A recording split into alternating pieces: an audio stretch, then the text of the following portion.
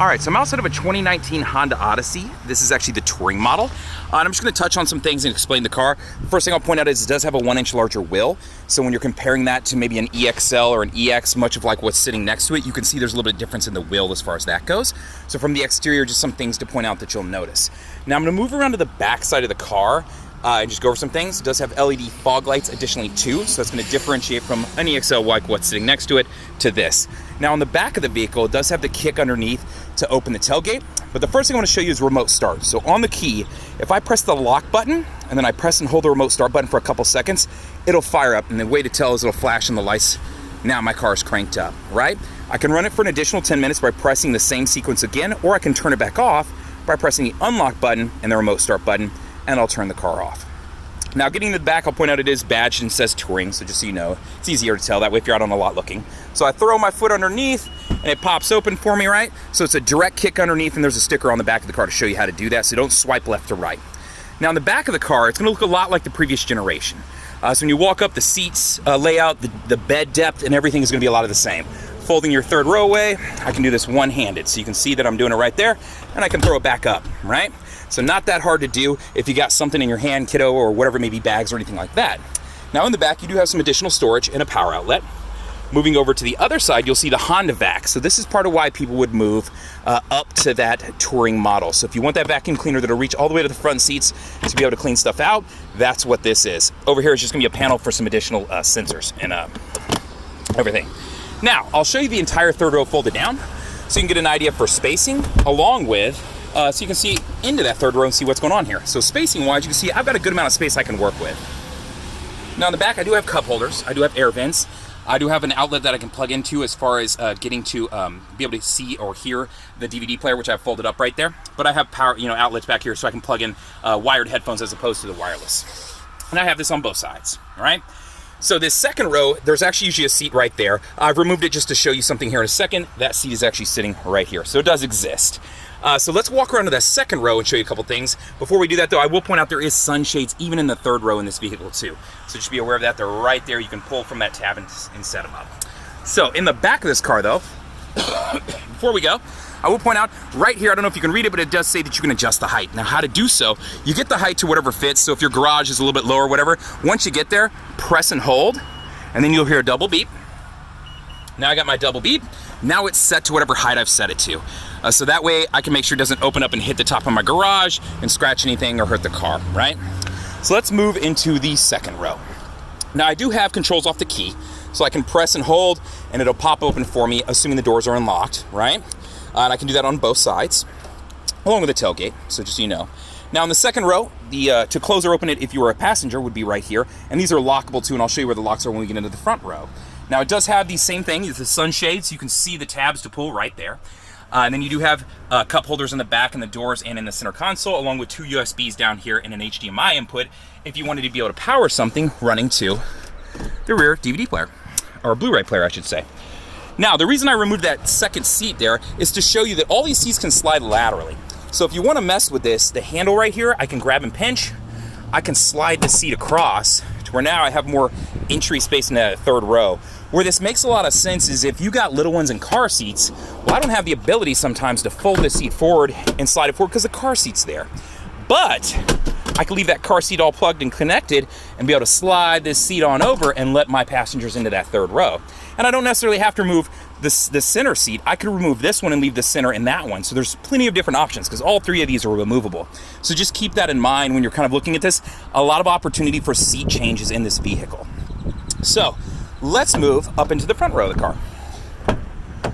So I'm gonna hop in and let's crank it up and we'll show you some different things. So foot on the brake and press the start button and we'll get cranked up. You'll see everything come on here. All right, so I'm gonna start you over on the door. For your door, you've got your window controls, your window locks, your door locks, your mirror controls. I don't think those require a whole lot of explanation. Other than on the mirrors, I will say that if I have it, let's say, pushed all the way to the left and I throw this car in reverse, you'll notice that my mirror will tilt down for me. And if I'm like, hey, Justin, I want that to do it on the right side, not the left side, okay, we'll flip the tab over to the right side, then throw it in reverse. Now my right tips down, right? Let's say I don't want either one of them to do it. No big deal. Just put this in the center. Now, neither one of them will do it, and I don't have to worry about that. So there's just plenty of ways I can set this up for myself, okay? Now moving over onto the dash. So these are the controls to open and close the sliding doors. To lock them, you can pull down and lock them, so that way little fingers back there can't open the doors on accident, or if you're worried about them just pressing buttons in general. You're gonna have those same controls over your AC unit, and I'll show you that here in a second too. Now if you need to pop the tailgate in the back, you have the control right here. Moving over here, there's gonna be 4 buttons, and these are all gonna play a role related to sensors, traction control, and a few different things. So let's go over those together. So the first one is road departure mitigation. This one works, so if I drive off the shoulder of the road, it will give me an audible alert and shake the wheel to let me know, hey, wake up, pay attention, maybe you're getting drowsy, that sort of thing. To tell if it's on, the LED is on, you know, and if I turn it off, it'll tell me if it's on or off, right? So that's road departure mitigation. Now next to that is my parking sensors. All touring models come with parking sensors in the front and back of the car. So if you're looking at the model below at an EXL with nav on the rear entertainment system, this would be one of the things that might push you up to that next model, which is the Touring, which is what we're in. All right, so if you're looking at a model below it, you would be giving up that feature. Now below that, you'll see the collision mitigating braking system.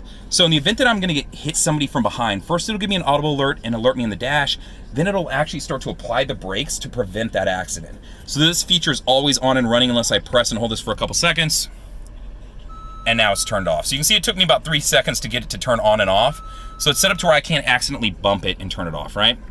Same with vehicle stability assist, which is what this button is. If I go into a skid, it'll transfer power to whichever wheel is getting better traction to help correct that. And this one's always on unless I press and hold it to turn off. I've been asked before, the only reason you'd really want to turn this off is if you were stuck in the mud and wanted to spin your tires while somebody's trying to push you out. So that would be a good reason. But outside of that, I can't really come up with too much. Now down below, you'll see your parking brake. So this is electronic. So I put my foot on the brake and I can press forward to set it. And when you do, you'll see brake come on, so you can see where it says brake right there. And then to release it, push my foot on the brake, pull the trigger back towards me, and that releases it. Down below that, you'll see the brake hold button. So what brake hold is if I have my seatbelt on, because it's required for this to work, I would press the brake hold button, and it'll alert me that brake hold is up on in the dash. From there, if I'm in drive and I come to a complete stop, it will hold the brake for me while the car's in drive, until I press the gas, and then it'll recognize and release and let me take off down the road. So what this would be good for is if I was in stop and go traffic, and every time I kept having to come to a stop, instead of having to hold my foot down on the brake down there, I could release it and just relax. So that would be it's convenience features what this is. So moving on to the steering wheel. So on the steering wheel on the left side here, the first thing I want to point out is your Bluetooth controls. So to answer a phone call, to hang up a phone call, and to use voice command, whether it be for the navigation system, which you can see pulled up right now, which is the Garmin setup, or if I'm using Apple CarPlay or Android Auto, this would give me voice command over that too. So I can press and hold the beep until I hear for Siri, and be like, Siri, give me directions such and such. Siri, send a text to so-and-so, that sort of thing. So any of those voice commands that you normally use with your phone. Now the home button here is going to pull up this screen right here. And from this screen, I can toggle down and see all the different things I can view from here. So if I had turn-by-turn directions going, it would show me what the next turn is. Since I don't have anything up and running right now, now it's just showing a compass. I'm going to jump back to that trip info. So if I just wanted to see average, fuel consumption, how many miles I'm on this tank of gas, my range, which you can see there's 367, and general info as far as that goes. Phone, this would just give me access to my Bluetooth. As I keep toggling through here, navigation you already saw. Now playing will just show me whatever audio I'm listening to. So you can see I have satellite radio running right now. The heat is the channel that's pulled up.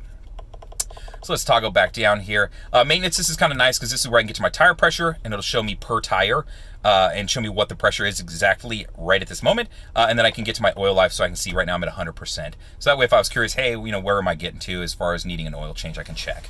Now, if you want to hide any of these, you can see that very first choice. It'll give me the option to do that. So if I'm like, man, I don't ever need to see this, let me remove that one and then be done with it, I could do that. So it's just kind of nice because then when you're toggling through, you can skip the ones that you don't use, so you can see that it didn't show up now, right? So that's just how that works, the screen. So to press home, and then I'm toggling up and down my back button if I need to back out of a screen. So easy to use as far as this goes. So that's a quick rundown of that. Now, back behind here, you'll see I do have a minus and I do have a plus. This car does have paddle shifter, so I can upshift and downshift the car if I want to. I do have auto on-off headlights, so I can adjust those there. And then my fog light controls, which are actually LED fog lights, and my headlights are LED too, so part of owning a Touring, that's what you get.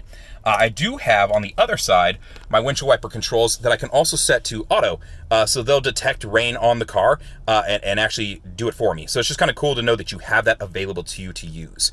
So it's part of owning the Touring model. So pull down for the fronts, to control the backs, you use the small on the front, right? So that's just how this works.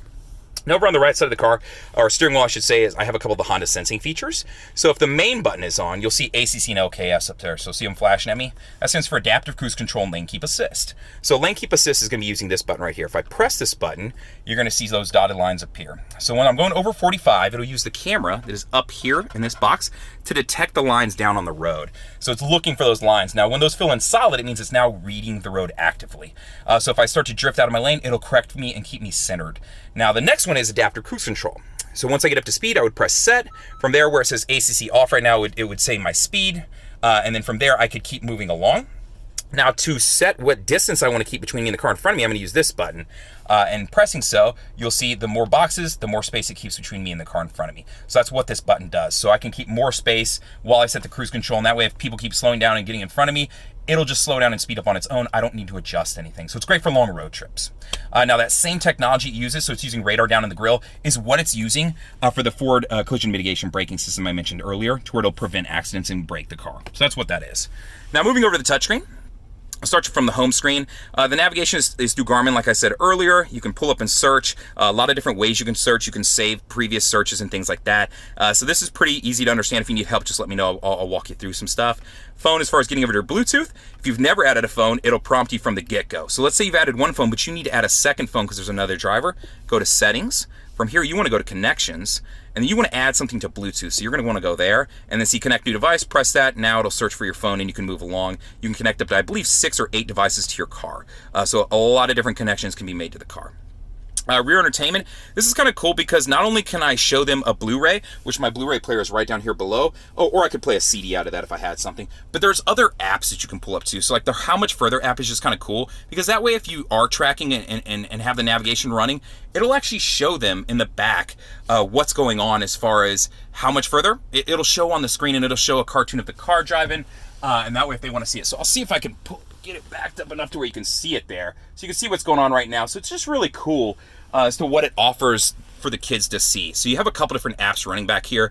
I've got Spotify, I can pull up iHeartMedia, the HDMI player if I wanted to hook up something to the back, maybe a gaming system or something else. So just some different options that you have available to you. So let's jump out of that. Oh, well, actually, let's go back real quick because you can quickly jump between. Let's say they're watching a movie and I need to speak with them. I can press the cabin talk button.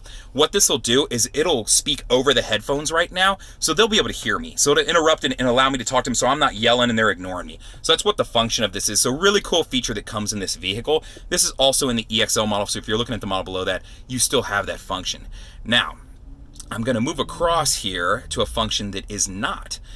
So cabin watch is something you're going to get by moving up into the Touring model. This is great. It's an infrared camera that's going to shine down so I can see my second row and you can see how I was playing with her, and I'd be able to see my third row if they were folded out there. So even at night, because it's infrared, I can see what's going on in the back. So if I hear my kiddos acting up or doing something funky, I can keep an eye on them and see what's going on. I don't have to turn around and look away from the road and worried about wrecking the car. And then if they were watching a movie and somebody was picking on somebody, I've got cabin talk that I can jump over to and start talking to them, right? So really cool as far as some of the shortcuts that they have set up through the rear entertainment system to be able to jump around to different things. Now, let's move across here at my settings. The only things I'm going to really show you here is under vehicle settings. So if you want to mess with like your door locks, your window controls, auto door lock systems when you're walking away from the car, that's where they are. They're all in here. So door setup right here is where you can get to the door locks. Right now it's set to where when you hit 10 miles an hour, it'll automatically lock your doors. So you can change that in here if you want. Now, when you're getting out of the car, auto door unlock. So right now when I open my driver's side door, it'll then unlock the remaining doors of the car. Let's say I want to change that to where when I shift to park it unlocks them, or when I turn the ignition off, you can change that right here too. So that's what these two are. So I just want you to know about those two features so that you have a good idea for how they work in case you want to change anything on them. So there's plenty of other different things you can play with in here. Keyless access setup. The really cool one here is the walkaway auto lock feature at the very bottom of the screen. If I enable this, what this means now is that when I get 10 feet from the car, if I have the key fob in my pocket, it'll automatically lock the doors. So if you're the person who gets halfway into the grocery store and goes, oh man, I don't remember if I locked it, I gotta walk back out there, turn this feature on, it'll help you. So that's just a couple of the features. You can look around and play with some other stuff. But to get to those, I went to settings, I go to vehicle, and then all of them pull up. So door lock controls are right there. And then if you want to mess with the walkaway auto lock, keyless access setup. Cool? All right, so FM, I'll just quickly touch on this. You do have HD stations. I'll point that out, so some additional stations you can use in the vehicle. When you find a channel that you like, just press and hold, just like any other car, and it'll set it.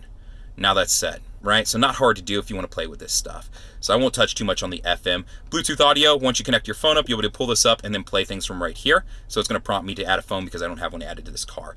Apple CarPlay and Android Auto are right here. So once I've connected my phone to the USB, this gives me the opportunity to pull my phone's navigation up, my music, messages, Spotify, Pandora, iHeartMedia, a lot of different options. These are really cool. If you're an Android user, you do need to download the Android Auto app, which will look just like this when you're looking it up. Apple users, you don't need to download anything. So just keep that in mind. What you would do, plug your phone in the USB. It'll be the one right there that has the picture of the phone on it. And then these will light up and you'll be able to select them. From there, it's going to mirror your phone, and you're going to notice, you're going to recognize a whole lot of the things popping up on the screen. So that's how those work. Trip computer, this will just pull up current, previous trips, how many miles on this tank of gas, some general info like that. The phone, we already touched on. SMS text function. So if I receive a text, it can actually read it aloud to me. And if you're using Apple CarPlay or Android Auto, it'll do that too. So you have a lot of different ways to get to the same info. 90 days of satellite radio. Afterwards, a child will naturally end. You don't need to call and cancel it. If you've already got an account with them, just call up and let them know your VIN and they can set you up. Moving along, USBs, I could plug a thumb drive into the USB and play a bunch of music off of that. I do have a smaller auxiliary input if I want to go that route. Social playlist is a really cool feature. What this does is it allows me to connect up via Wi-Fi, which this car has a hotspot built in for 3 months free. And then we could all add songs to a playlist. So we don't have to listen to just one person's music. Let's say one person is super strong into, a serious kind of rock and I'm more of a hip hop listener. Well, we can all add songs to this playlist. And that's just kind of nice because then we're listening to a group set of music, right? We can make it a little bit more eclectic. So system updates is right there. And then in here, we already went over cabin watch and cabin talk. The AT&T hotspot is right there. It'll pull up to turn it on. You just have to hit the power button that's going to pop up over here in the right corner. You're going to get 3 months free, and then afterwards you could set up through AT&T as you can see if you want, right? So I don't need to explain too much on that part. Let's move back over. Honda Link. So some important things to know about Honda Link. The first thing is that it'll give you maintenance reminders, recall notices, just general info. It does have a safety feature built into the car to where if I get in an accident and the airbags deploy, first the car will try to call me, and then it'll actually call 911 for me. So in this vehicle, you have a couple different options here. So Honda Link, you can see right here, and then the emergency assist button. So you can call them if you need help, and you can actually press the button and they'll know the VIN, the type of car you're in, a whole bunch of info about your car before they even send EMS out. Now, other things I will tell you about Honda Link. If you go to HondaLink.com, you can look up any of our cars and the trim level, and it'll tell you different options you have. So in this particular car, you do have some remote controls on your phone that you can set up if you have the app downloaded. So I can start the car and turn it off from my phone. I can lock the doors from my phone and unlock them. And then I also have a personal concierge that I can call via the app, and they can set up whether it be an airplane ticket, whether it be a hotel that I need to book. So if I'm driving and something has happened and I'm trying to make an emergency trip, they can help me out with that. So take advantage of this stuff, and I'll put the link to HondaLink.com down in the description area. So know that you have that available to you. Now, my Honda Music just allows you to store music to the car. So whether it be the USB drive or if you're putting a CD in, you could store music to the car. So it's just kind of nice. You have a small hard drive to mess with. And then if I wanted to change the clock and pull it up, I can mess with the background screen via the settings right there if you want to put your own picture or something up. So that's a quick rundown of the touchscreen. The only other thing I'll point out is if you want to rearrange these buttons, because you're like, Justin, I got 3 pages of buttons and I only use 4 of them. Well, that's cool. Press and hold, and it'll pull up a screen that'll allow you to then rearrange them, right? So it pulls up this quick shortcut, and now I can start moving stuff around. So I'm like, all right, well, let me move the buttons that I need onto the screen that I want, and I can do so. And then once I'm done, just press done. So you can customize this really easily. Down below your AC controls, I can control left, rear, and right separate of each other, or I can sync them and they all run off of my side now. So if I change the temperature, then they all run off of that. If I change the AC, as far as the fan speed, everybody's working off the same, right? Now, something to keep in mind, if you got little fingers in the back, I can pull up the back. I can lock the back, so that way I don't have them pressing buttons and messing with stuff. So know that you have that available to you. You'll just want to press the lock button, and now I'm in the front, only have control over the back, not the back passengers. But they do have a control right up here that they can press if they want to mess with the AC, if they are trustworthy. So you can decide how that works. Now, hardest part for most people to wrap their brain around is using this right here. It's not a shifter, it's buttons. It's pretty easy to understand. If I throw the car in reverse, it lights up green, right? Immediately it throws on. I do have parking sensors, as I mentioned earlier, in the front and back of the car, warning approaching an object. It's giving me an alert there and showing me here that I have some things behind me. I have 3 different views on my backup camera. So a normal angle, or excuse me, wide angle, normal, and then one aimed straight down, so I can see exactly how close I'm getting to stuff. Now this dotted line and this solid line, the dotted line is where the hatch opens up to. Solid line is if I'm parallel parking, how much space I want to leave. So if I was backing up to another car, I'd be too close right now. Now the other thing you can see is cross-traffic monitoring. So this has sensors off the back corners of the car to let me know if a car is going to be coming from the left or right. It'll give me an audible alert and show me an arrow on the screen. So really cool feature, along with having the parking sensor. So there's a lot going on here to help you drive this car as far as reversing. Now throwing it into neutral, throwing it into drive, it's always going to light up and let you know, and then it's going to alert you over here as to what gear you're in also. So that's what's going on from that standpoint. I do have heated seats in this vehicle, so my controls are right here. I do have an idle stop start that I can set or turn off. I know sometimes I run into people that are like, hey Justin, I don't really want to use that feature. No big deal, just turn it off, and then it won't turn the engine off, but keep the electronics on when you're coming to complete stops, just to save as far as gas mileage goes. I do have a snow function I can switch over to, so let's just set the traction control settings a little bit differently to help me in case I'm in inclement weather. And then my econ button down below. If I use this, it'll improve gas mileage, but in doing so, it will shut down some of the electrical systems in the front end of the car, affecting things like the gas mileage, which will improve, but the AC unit won't blow quite as hard. So just something to keep in mind when you're using these.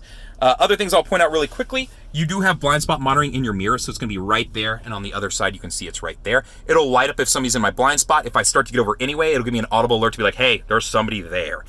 So know that you have that available to you also. Down below, you can see I do have another power outlet here, and then I've got a rubber storage area here, so if I need to set down a bag or anything, it won't slide around as much. Along with I have the same thing up here for a phone, if I want to set that there, and then cup holders here, cup holders over there. You already saw my center console, so I have some additional storage down in there, along with a couple different auxiliary inputs. Up above me, I do have Honda Link on my mirror, so I can set up a garage click or gate click or anything like that, so you can see where it lit up, asking me if I want to connect up. You can see it on there, yeah. And then my moonroof, so I can either open the glass or I can send it all the way back along with crack it. Now, if I'm going to close it, I can either just press forward to send it forward, or if I want to close it and crack it at the same time, press directly up. It'll actually close it for me, and then crack it for me. So I'm going to send it back forward to close it. The other switch will just turn the door, when I open the doors, it'll turn the lights, interior lights on or off. I've got a sunglass holder. This is the same for the last couple of years with a mirror on the back of it, so you can see what's going on from that standpoint. The rest, this is a gray interior model. You can always see it's black on the tops of the dash, and the door seals just to prevent glare. Let me know if you have any questions about this vehicle. Be more than happy to help you out. You can always contact me via the YouTube. You can leave a comment. You can send me an email, the letter J, and then Fuller, F-U-L-L-E-R, at howdyhonda.com. Or you can call me at 512-443-4300 and just ask for Justin. Don't forget, I'll put that link down below related to Honda Link to show you all the different options you have via this car and the other car. So be on the lookout for that, and just let me know if there's anything I can do for you. Thank you much.